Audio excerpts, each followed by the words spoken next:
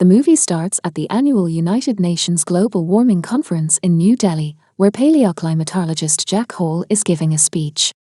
He warns the delegates that the Earth is soon going to face a polar catastrophe, which will turn everything into ice.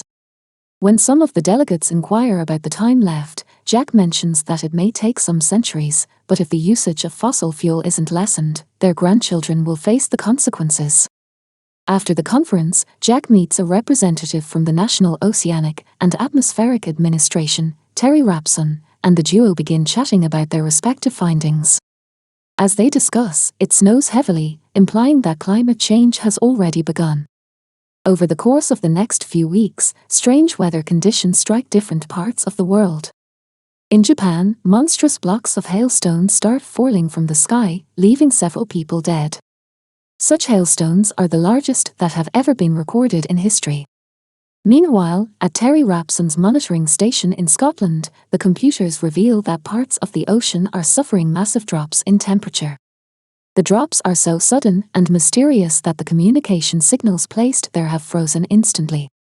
Elsewhere, at the International Space Station, astronauts notice gigantic storms brewing up in the Earth's troposphere. In the next scene, we are taken to Washington, D.C., where Jack is dropping his son, Sam, to the airport. Sam is a genius student who has been invited to participate in a decathlon in New York. Though his father is a well-known man, Sam appears to be angry with him, as Jack has always been absent from his life due to his busy work schedule. Nonetheless, he assures Sam that once he retires, he will have all the time for his family. Later, when Sam, along with his best friends, Laura and Brian, arrive at New York, they notice a large flock of birds flying towards the west, as if they are trying to escape something. In the meantime, Terry calls Jack from his monitoring station and informs him about his findings. He says that the polar catastrophe is approaching them rapidly, and that they have no time to escape it. When Jack inquires if it is bad, Terry replies that something like this hasn't happened in the last 10,000 years. Following this, we are taken to a weather monitoring center in California, where a technician is enjoying his time with his girlfriend. Just then, he receives a distress call from a man, who reveals that it is raining hailstones in LA. Hearing this, the technician turns on the television and gets taken aback to see that hailstones the size of golf balls have ravaged parts of LA. He immediately calls his boss and tells him to issue a tornado warning in the state of California. However, it's too late. In no time, several gigantic tornadoes circle the city and destroy everything in sight. Because of this, an emergency meeting is conducted at the Office of Global Change in Washington, D.C. One of the attendees mentions the other destructive weather occurrences in different parts of the world and asserts that something has gone wrong. Just then, Jack, who is also among the attendees, reveals to the crowd that everything is happening due to the North Atlantic currents. The currents are brought upon by the rapidly melting polar ice, which in turn is caused by global warming. He also mentions that it is just the beginning, and in some days, the weather will become worse. In the next scene, Jack meets with the vice president and tries to make him understand that the situation is very critical. He mentions that the polar blast may hit anytime soon, so mass evacuations in the northern states are necessary. However, the VP doesn't take him seriously and walks away. Elsewhere in the UK, it has started snowing at a rapid rate, so 3 helicopters are sent to the royal palace to retrieve the Queen. However, on their way, they pass through the eye of the storm, which causes their instruments to freeze instantly. In no time, the chopper blades also stop working, and all the 3 helicopters crash to the ground. One pilot manages to survive the crash, but as soon as he opens the door, he is frozen to death. Back to Manhattan, Sam and his friends try to get back to DC, but all the transport services have been derailed by the heavy downpour. Desperate to get out of the city, the trio walk to the streets, only to find the city in utter chaos.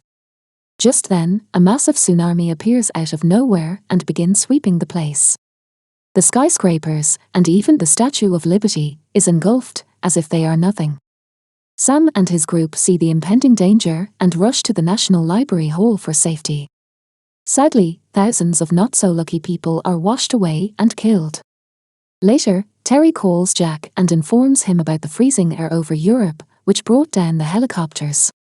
This alarms Jack, and after a bit of research, he finds out that the storm is approaching the US sooner than usual. In fact, they only have 48 hours before everything freezes over. Following this, he opens the weather prediction, which shows that 3 colossal weather systems are forming in different parts of the world. They are getting larger by the day, and in Europe, the polar state has already begun. Meanwhile, Sam desperately searches for a telephone in the library, as the place does not have any mobile phone reception. After a while, he descends to another floor and finds a telephone, which is almost submerged inside water. Desperate to call his parents, he swims to the place and finally makes a call. Jack is delighted to find that his son is alive and starts giving him instructions. He tells Sam that he must stay indoors and wait for the storm to pass. If he ventures outside, he is going to freeze to death instantly. Hearing this, Sam becomes worried, but Jack consoles him by saying that he will come to rescue him soon. The next day, as everyone in the library is gathering clothes and rations, they hear a strange noise from outside. When they peek through the window, they are shocked to see a cargo ship sailing through the place. Elsewhere in DC, the head of the state is having a meeting, and Jack is tasked with briefing the state of the situation. Before even beginning, he instills fear in everyone by mentioning that the worst is yet to come. He then suggests that the residents of the southern states must be evacuated immediately and moved to Mexico. Once again, the vice president disapproves of the idea, as he claims that an evacuation of such magnitude is not possible. He also asks what will happen to the residents of the north, to which Jack replies that it's too late for them. If they step out of their homes, they will immediately freeze to death. The best they can do is stay inside their houses and wait for the storm to subside. Surprisingly, the president takes Jack's advice and orders the National Guard to evacuate the remaining population to the south. In New York, the people inside the library see a group of people walking on the frozen land and deduce that they are heading to the warmer states. As a result, they also decide to venture outside before the snow gets deeper. Sam, knowing about the impending danger, tries to warn everyone that it's a death mission, but he is completely ignored. Soon, everyone leaves the library, with the exception of Sam's group and a few other people. Meanwhile, Jack starts his trip to New York, along with his colleagues and best buddies, Frank and Jason. Since the three have visited the Arctic several times for research purposes, they are accustomed to the weather. Back at the library, Sam and his group scan through the whole building for food and discover some vending machines. They also gather some books for burning in the fireplace. Elsewhere, as Jack and his crew are traveling through the thick snow, they suddenly hit a roadblock and are forced to continue their journey on foot. They walk for a few hours with utmost dedication, but unfortunately, when they reach on top of a fragile building, Frank breaks the glass and falls in. He is caught by the lifeline, and the two friends are holding him up, but just then, the glass starts cracking.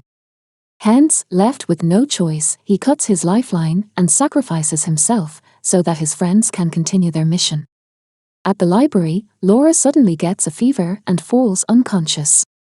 Worried, the group starts searching for the cause and discovers that she has a wound in her leg, which might have caused her blood poisoning. One of the ladies in the group, who happens to be a medic, mentions that Laura needs an urgent injection of penicillin, or else she will have to be amputated. Desperate to save his friend, Sam decides to venture into the nearby cargo ship, hoping that it contains some medicine. As he is about to leave, Brian and another guy JD also decide to accompany him. In the next scene, the VP, who is now stationed in a military base, finds out that the president met with an accident and died while being evacuated. To make matters worse, the researchers also find out that the eye of the storm has shifted its course to New York City. Elsewhere, Jack and Jason are slowly moving towards their destination, but sadly, Jason collapses due to exhaustion. As a result, Jack is forced to carry his friend. At the library, the trio finally heads out and makes their way to the cargo ship. However, along the way, their scent is caught by a pack of hungry wolves who have broken out from the nearby zoo. Sam, Brian and JD enter the cargo ship's kitchen and find some penicillin. They then look around the place for some more supplies, but suddenly, they are attacked by the pack of wolves. Sam and Brian manage to escape to another room, but JD is severely bitten. Still, they manage to save him from the hungry beasts. As the three brainstorms different ideas to escape the situation, Sam looks outside and sees the skies clearing. He then realizes that the eye of the storm is nearing them, and that they don't have enough time left. Hence, he puts himself in harm's way and makes his way outside to lure the wolves away from the kitchen. He then runs through the abandoned ship, narrowly escaping the wolves. After a while, he catches up with his friends, but by this time, JD is unable to stand. Hence, Sam and Brian bring a sledge and drag their friend to the library. On the other hand, as Jack is dragging Jason through the thick snow, he also notices the eye approaching at a rapid speed. Wasting no time, he starts rummaging through the snow for any houses. Fortunately, he finds an open vent and throws Jason inside, before getting in himself. As soon as he closes the door, the frost attacks the place and freezes everything that it touches. The boys also reach the library just in time, and narrowly avoid death. They then scramble to keep the fire running, as it is the only thing that can save them from the brutal cold. Jack also desperately tries to light a fire, and manages to do so with an open stove. After a while, Jason wakes up and notices that the entire place has been covered with ice. Now, with the eye of the storm already gone, Jack plans to resume his mission. Jason tries to make him understand that it's still dangerous outside, but Jack asserts that he doesn't have enough time left. That night, the two sleep in a tent and contemplate the future of humanity. Jack mentions that humans have survived the Ice Age many times, but if they are not careful enough, they might go extinct in this one. Finally, after weeks of disastrous weather conditions, the International Space Station spots some good signs. They notice that the storm is dissipating in Europe, as they see landmass for the first time in several weeks. At the same time, Jack also gets out of the tent and sees that the skies have cleared. The sun has also come out. After walking for a while, the two come across the frozen Statue of Liberty and several ships which have sunk into the ice. They have finally reached Manhattan after enduring days of excruciating pain and suffering. However, when they reach the exact location of the library with the help of a GPS, they are devastated to learn that it has been completely swallowed by ice. With all hopes now gone, the two prepare to leave, but just then, they notice a small opening in the snow. Wasting no time, Jack enters the library through the opening, and Jason follows him closely. The two then begin looking for Sam and fortunately, after a bit of looking around, find him. It turns out that Sam and his group are still alive because of the fire. With this, the father-son duo finally meet after weeks of separation amidst the terrifying weather conditions. Following this, the scene cuts to Mexico, where the new president is informed that there are survivors in New York. The news excites him, and he announces live on television that he will be initiating a major rescue operation to retrieve anyone who is stranded in the northern states. In the final scene of the movie, the choppers reach Manhattan, where several people are found to be alive. They have gathered on the rooftops, waiting to be rescued. The helicopters also reach Jack and his group, who are finally taken to the south. The movie ends as an astronaut from the International Space Station gazes at the Earth and remarks that it is the clearest sky that he has ever seen.